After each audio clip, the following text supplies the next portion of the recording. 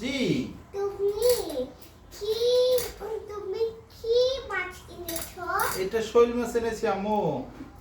শৈল মাছ? হ্যাঁ। শৈল মাছ কোথায় থাকে? এটা বড় পুষ্কুনিতে থাকে।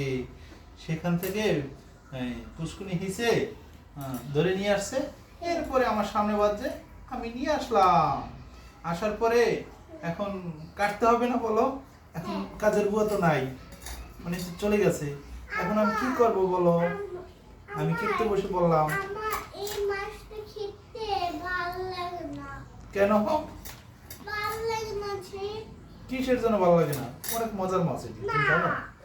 ভালো লাগে না। এটা কাটা কম মা। না। এটা শোনো, নতুন আলু আছে না, নতুন আলু দিয়ে রান্না করবে আম্মু। আমাকে বলে দিবা নতুন আলু দিয়ে রান্না করে খাওয়াবে। আমি খাবো না। তুমি কি খাবে? আমি আলু ভর্তা খাবো। ফিশ খাওয়া দিয়ে আলু ভর্তা খাবে? আমি আলু ভর্তা তো খাইনি। তাই? তুমি কেন বানাই দাও? আচ্ছা, আপনি দর্শকদের বলবো আমার আম্মু শৈল মাছ খাবে না, আলু ভর্তা খাবে। কেমন হবে? মজা হবে। মজা হবে, বুঝছো?